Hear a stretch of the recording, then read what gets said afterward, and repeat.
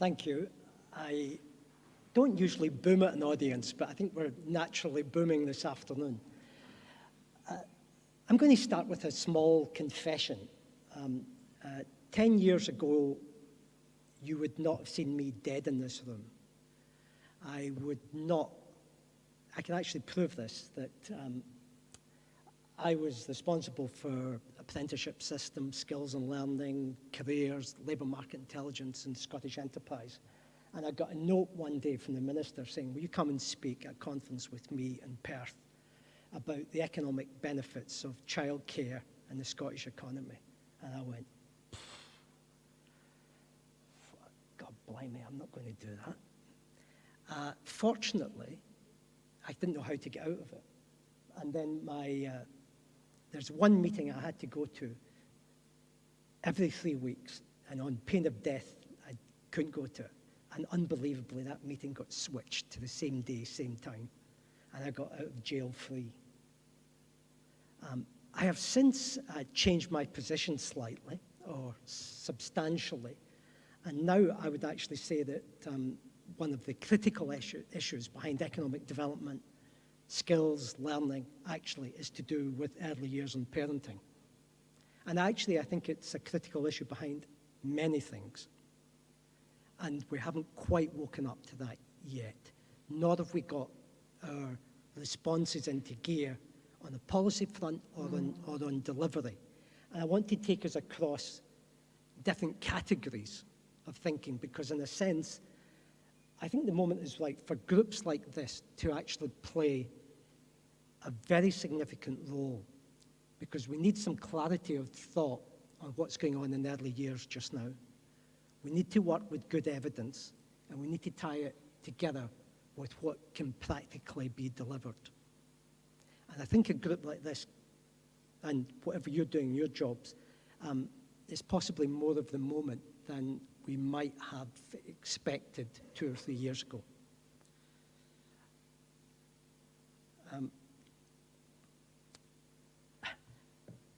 I've actually had to think quite a lot about today, and the first time I ever gave a talk on early years was about 2 years after that day I mentioned. And this was the slide that I put up then, and I dug out yesterday.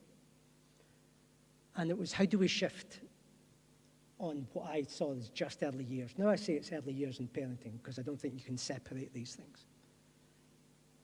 And I think where we are today is the elephant is most certainly on the table in terms of people beginning to see early years as a critical issue. You are a natural coalition. I think what we needed to do, this is a few years ago, was have working examples and have them very well measured. And we needed to add a fresh voice.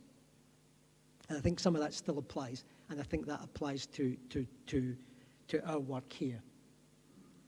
On top of that, I added a little bit, which is we also need to focus. I think if we're trying to change public policy, we often think we can get there in one bound with a great big sack of stuff. We can slap it on the table and that will change. I think the more we focus, the more chance we've got. And I think it means also it's about keeping going. And the last one, which is actually something I'm going to come back into in and out in the next few minutes, is crisis. And I think we're in a crisis without even recognizing we're in a crisis. And we're going to be in that for some time. And crisis is the best time for change. So, in a logical order, where are we now? Where are we going? And a little menu at the end. In Scotland, it's been heartening, I think, to see a thing called the collaboration. It's the public health improvement. The health improvement model has been extended into early years, and it has stirred up a lot of interest across different local authorities and parts of health. What's actually happening is incredibly varied. I was at the session yesterday morning. It's still meeting today. There's about 750 people in the hall in Glasgow going through what they are doing on it. And I really do think it's great, the kind of head of steam that's been created. Intellectually, about 3 weeks ago, someone I know who's at the forefront of a lot of policy, I thought, God, we really are getting somewhere. He says, I'm really fed up to death, people talking to me about early years. And I thought, well, there's a measure of success. So I think the chattering classes are now beginning to chatter. The minister, we do now have a minister for early years, which is, a significant sign in itself, has this aspiration of Scotland being the best country to bring up children in the world. And I'm pleased that people have aspirations. It's how we get to those aspirations. They're not enough in themselves. But the reality is really patchy on what we're doing as we begin to realize, years ago I used to work on employment policy. I remember coining my only rule of political science at that point, which was the inverse relationship between rhetoric and delivery. And there has been so much talk about early years just now, but actually, if you go around the country, what you will find are health visitors leaving the profession in droves. And I don't know if it's many or most local authority areas, money being removed from early year budgets to a rather large extent, and in social work and so on. So there's a real tension there. One of the pieces of work which I would recommend to you is the Innocenti UNICEF exercise that I think has now been carried out twice, but there are other people do this. It's a kind of league table of child well-being, and looks at, I think it's 51 different statistical measures over 5 different categories. And what, if I can, I'm sorry there's so many, but at the top you've got Netherlands, Norway, Iceland, Finland, and United Kingdom is there on 16th place. And then at the bottom you've got Romania, Lithuania, United States. I find this a remarkably helpful measure as to where we are. And I've kind of read in behind this. And I have to say, I think our position in the middle there has improved quite significantly over the last decade. And others have fallen down, like Spain and Greece have really plummeted down the table. And possibly that shouldn't be too much of a surprise. But if we aspire to be the best in the world, if I can, for some reason I seem to be using football analogies. I was doing this at lunchtime. If this was a Scottish league, then, we would be aspiring to be Celtic, when in fact our performance is that of Falkirk. And to get from Falkirk to being Celtic year in, year out is actually quite a major job. I make no apologies for using football analogies. I do this more often in early year talks than anywhere else, because in early year talks, I think it's all become babies and children, and I actually think we need to talk to men. I'm going to talk more about that later. But I think, what is it we have to do? Because so much of the antecedents of all sorts of other forms of behavior, attainment, and health are all within childhood. But this table has some stuff on early years, but it takes you right through the 2 categories that this room's concerned about, which is really from childhood through adolescence into very early adulthood. So I think it's a really good bedrock. Right, where are we heading? And this is where I start talking about, I think, the kind of incipient crisis. Just before Mervyn King retired as the Governor of the Bank of England, he gave his latest financial stability report on the banks and said something to the effect, we will not have any sustained economic growth in the United Kingdom until our banks can be recapitalized and until the balance sheets are repaired. And what he was saying is that our balance sheets of our major banks are about £60 billion shy of their stated position, because their balance sheets are not telling the truth about what they're facing, because they have catalogues of bad customers, commercial and private, plus an enormous number of misconduct payments that they are currently making, but others are still working their way through the courts. And then the exposure to countries that are either going to default or have their debts restructured. And this is going to take us decades to get to grips with.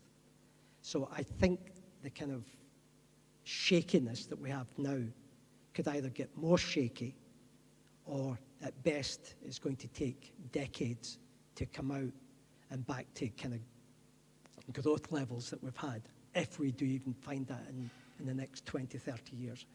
And I would not be putting my money on that. At the same time, we have levels of debt that are extraordinary. And some of that is the public debt, which is often talked about, but public debt mushroomed in bailing out the banks, as I'm showing you there. It was about 147% of GDP. And we have state provision for pensions is not even included in our balance sheets. And if you want to understand, I used to be on the board of the Royal Mail in Scotland. The Royal Mail was a pension deficit that delivered letters. Grangemouth last week was significantly a number of things, but one of them was pensions. We're going to have the crisis of pensions in the next number of years, because it all comes out of current account for state pensions. And that's not even in the deficit side there. And McKinsey, just a few years ago, estimated that our borrowings, UK borrowings against GDP, were about 460%. I'm not trying to make you laugh at this slide. I'm not also trying to make you suicidal. But I just think that staring at what's facing us is a much better place to be, and it's a very uncomfortable place to be. But I think it's going to be a crisis, either a slow crisis, a long crisis, or a crisis that will break out in different ways. I'm not a dismal Jimmy by nature. I'm actually quite a cheerful chappie. But I think that also creates circumstances in which the kind of agenda that we are interested in needs the type of insight and leadership that we can provide. One other element to this, this is an American set of figures. I haven't been able to find a British equivalent. And we talk about health inequalities, but if you can follow me through on this one, what it's actually trying to say is, when do people spend money, either their own money or state money or insurance money? And if you take the left-hand graph there, that's from 0 to 80 in 1960. And you can see the kind of reasonably normal distribution. The distribution that we have in 2007 is on the right-hand side. And what you can see is there's about the same at 0, roughly. But the enormous increase in expenditure on spend per person, either personal spend, insurance, or state spend, is on the later years of life, the very late years in life. And as I look at what's happening in Britain just now and in Scotland, we talk about different forms of inequalities. I think one of the forms of inequality that is not on the table sufficiently yet is the inequality of age, but the inequality between generations. So in a sense, the big lobby, the big drive, the bit we can understand putting money into as people get older is old years. But the places where I think it could well lose out more because these things are opportunity costs at earlier years. And there was a move on that front only about 4 years ago to scrap health visitors and have community nurses, which I think was all part of that kind of culture. But those kind of pressures are going to be with us. They needn't be with us, but I think it is part of what we're facing. Just one last bit on, you may know about Gini coefficients. It's a measure of inefficiency, of inequality between people. But this table takes you another stage further, which is not just between people in a country, but between the fathers and the sons, between generations. So it's within countries and between generations. Now, I don't think all of this is just to be about income and about money, but it is kind of interesting that the countries who, are at the top of the league table in child well-being are down here. The most, not only are they have less inequality, they have outstandingly less inequality between generations. In other words, the kind of places where the American dream actually exists is here, rather than here, between the United Kingdom and the United States, where you will tend to reproduce in your lifetime for your children the kind of socioeconomic status of the parents, whereas the degree of social mobility is so much more in other countries. And we're up here and we're not getting better. So, I hope you're not too gloomy about this, but I do think that it's in the mix of these things that solutions beginning to find themselves, and more substantive solutions. I was amazed when I was looking at early years in parenting in Holland about 2 years ago to find they have a whole system of prevention and well-being clinics for children, which is a mixture of nurses and doctors, which you would cry for here.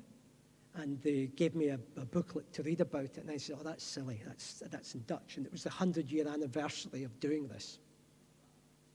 100 years of doing it.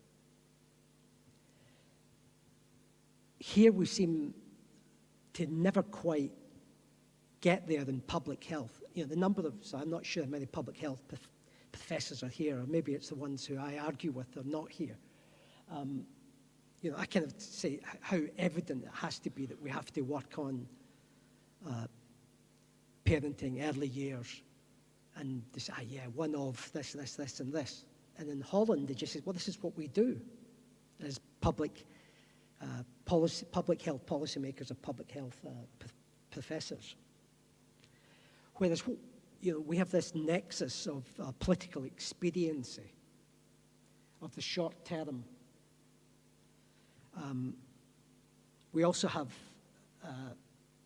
the kind of vested interest of professional groups and trade unions, but also the kind of, because we've done it this way before, then we just keep on doing it. It's very sticky to try and change things and to shift them on.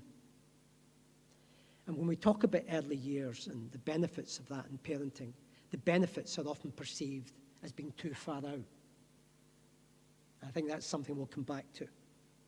And of course, babies, and so much of a democracy is about getting your voice heard, and babies don't have big elbows to make their case. In Finland, it was interesting. They, in the 70s, had a major shift on some of the health and the childcare stuff, and they saw it as very much, it was an outgrowth of the political turmoil of the 70s and the women's movement being on the street and protesting. And they were protesting in big numbers. People have shown me the photographs of those periods. And you think, wow, this was people flexing their muscle to say, we have to get this right. But we have to get this right as women, because we are the primary ones who tend to be responsible for children. In our society, when I do speak at early years events, I usually go to the toilet at the interval and I have nobody to talk to. Whereas there's, on the women's side, it snakes out and round the corner and down the road because, you know, it's only women go to talk to early years events. Real men in Scotland don't do babies, they don't do early years. Real men do structural change and budgets. That's what real men do. And there's something not right in that. And I think what we've got, if you're into attachment theory, is we have a real problem about attachment as individuals in Scotland, but actually we have that in our structures and in our institutions. I think we're an avoidant society. And that's why real men don't do babies. So, that's where we are, but how do we get ourselves out of that particular bag? Well, let me tell you how policy is made. I had a very good friend whose name I'll not use, but she worked with John Major. She used to be in all the cabinet meetings and sat behind John Major when he answered questions. You know, the Parliament question, the weekly stand-up joust. And she would tell me this day that, that 3 different ministers arrived to the cabinet meeting, one later than the other. And the first one moaned and grumbled. The second one came in, grumble, moan. It was the traffic cones, mumble, groan, and there was nobody doing any work on the road. The third one came in, moan, grumble. I was held up for half an hour because by the end of the cabinet meeting, the cabinet had ditched its agenda totally, much to my friend's attempt to stop it, and they had prepared their announcement that they were making at the 1 o'clock news about the phone helpline for cones on the roads.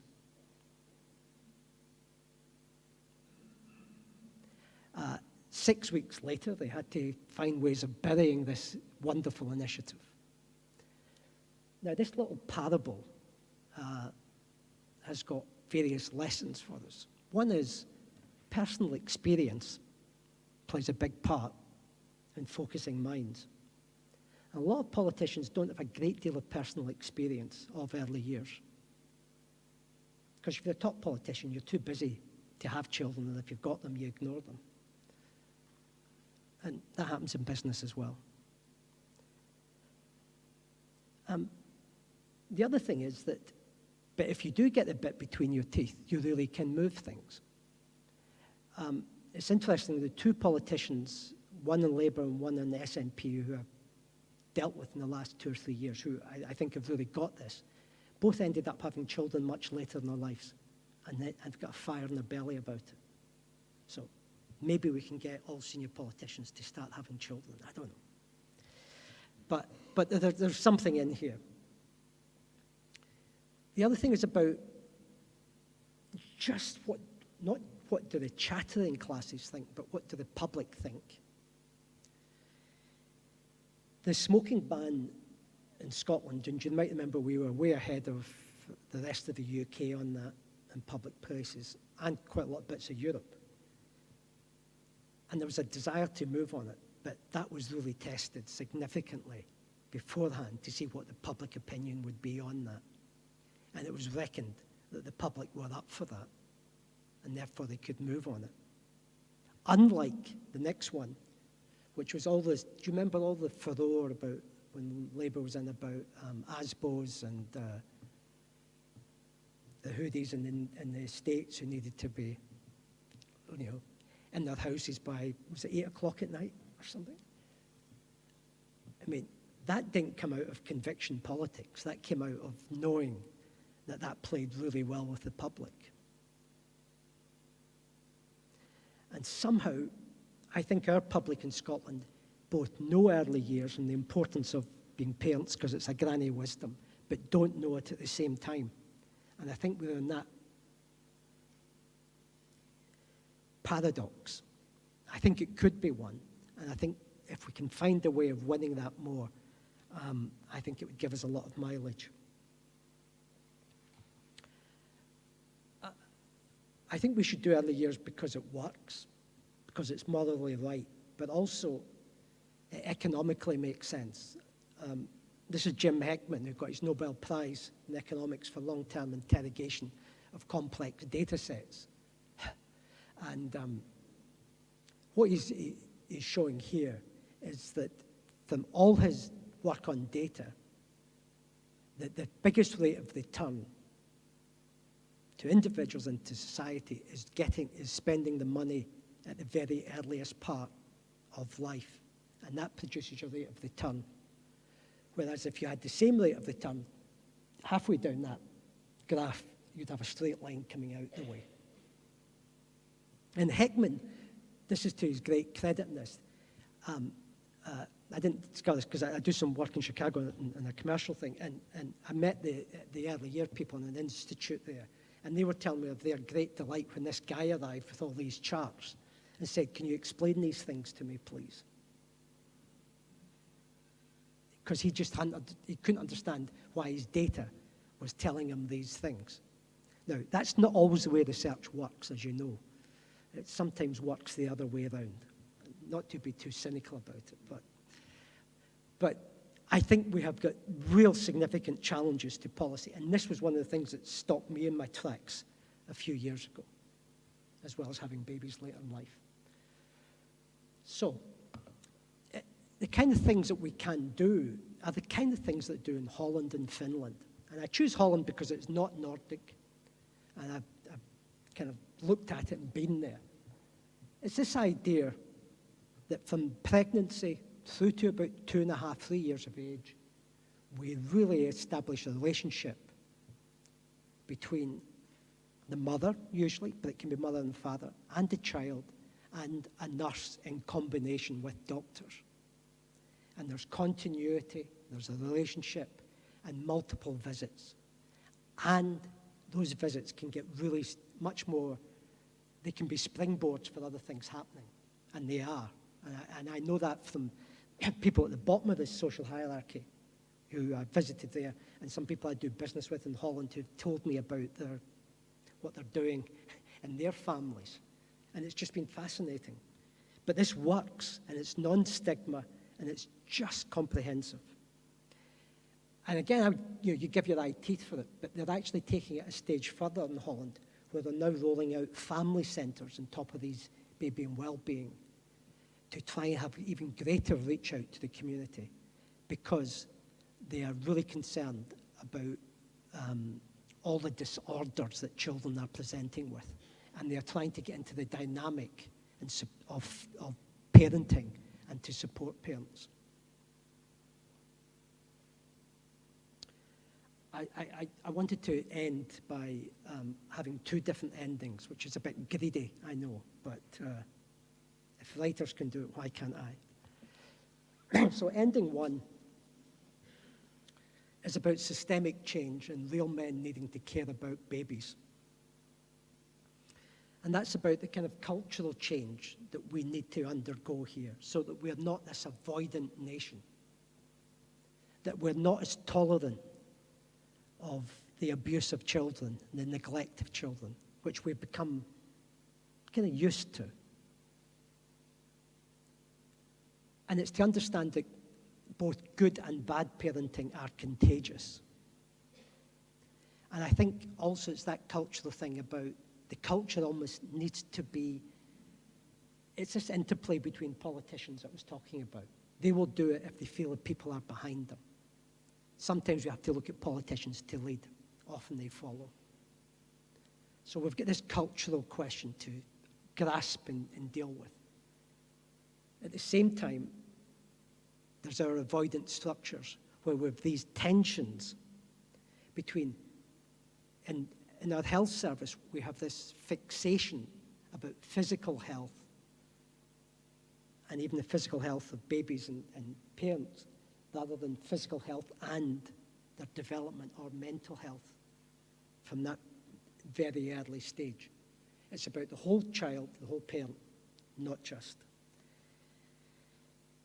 And we have these tensions between old, which is rapidly forming. My second ending is perhaps the one that I would recommend more to you, because if it's about focus, then the stuff I think we can focus on and can win are things to do with health visitors.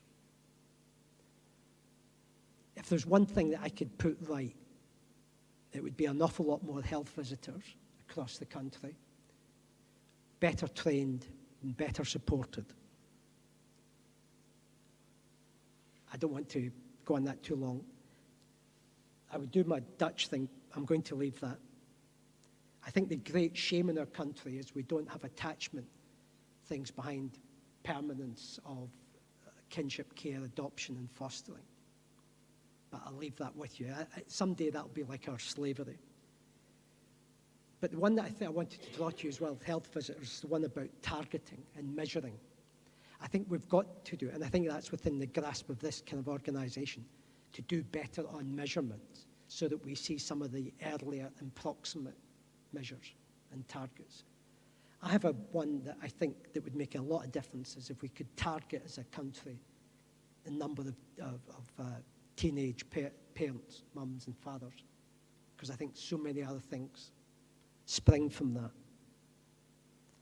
And it's also, if you go into that table of well-being and you look at what happened in the last 10 years, we're one of only 3 countries where teenage parenting has actually increased in the last 10 years, so we're getting worse. And we're worse by about a factor of 5 than Holland.